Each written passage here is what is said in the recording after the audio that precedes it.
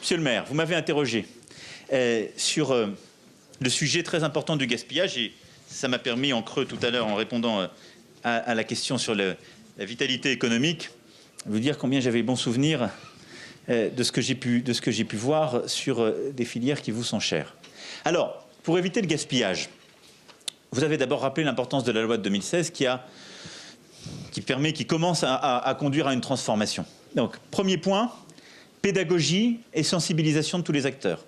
Pédagogie à l'école, ce qu'on est en train de développer en partenariat d'ailleurs avec beaucoup de régions partout sur le territoire pour former les enfants, avoir des pratiques dans nos cantines scolaires aussi anti-gaspillage, ce qui est en train de fonctionner. On forme une nouvelle génération sensibilisée à ce sujet, comme au sujet écologique.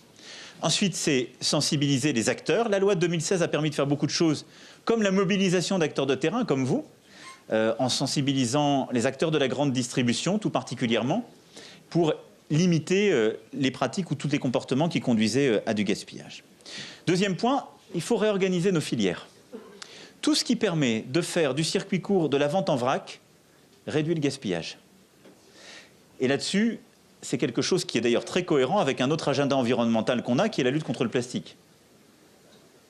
Aujourd'hui, on a une distribution, si vous prenez par exemple fruits et légumes, puisqu'on parlait de ce secteur, on a développé ces dernières décennies la distribution, on a normalisé les produits, on a tout mis dans des conditionnements, eux aussi, normalisés sacs plastiques. L'avenir est dans la suppression du sac plastique, la vente en vrac développée, et donc la dénormalisation, ce qui veut dire le légume moche retrouve sa place. Il peut avoir un prix moins élevé, mais surtout, il sera déployé dans des réseaux de commercialisation, ce qu'on commence à faire avec beaucoup de partenaires de la grande distribution. Et dans le cas des États généraux de l'alimentation, ça commence à marcher très bien. On arrive à déployer, à diffuser par ces nouvelles pratiques des comportements et des pratiques de commercialisation qui réduisent le gaspillage alimentaire.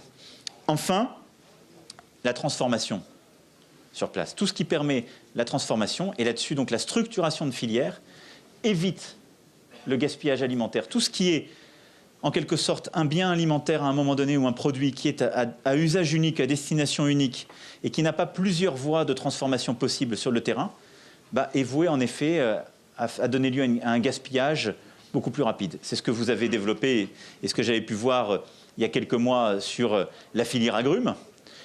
On peut utiliser différemment le fruit ou le légume qui ne sera pas commercialisable de la même manière en le transformant, la confiture, le jus, etc. Et donc en ayant une politique agroalimentaire beaucoup plus intégrée. Et puis c'est une politique d'incitation financière des acteurs. Donc la loi de 2016 met un jalon. Là maintenant, ce qu'on est en train de faire, c'est de la faire vivre filière par filière. Et c'est aussi pour ça que je souhaite que le ministre de l'Agriculture se rende sur le territoire, parce qu'il y a des filières qui sont très en avance, qui font qu'on encourage et qu'on puisse aider. Et il y en a d'autres sur lesquelles on peut structurer ce qui a été fait pour aller plus loin à cet égard.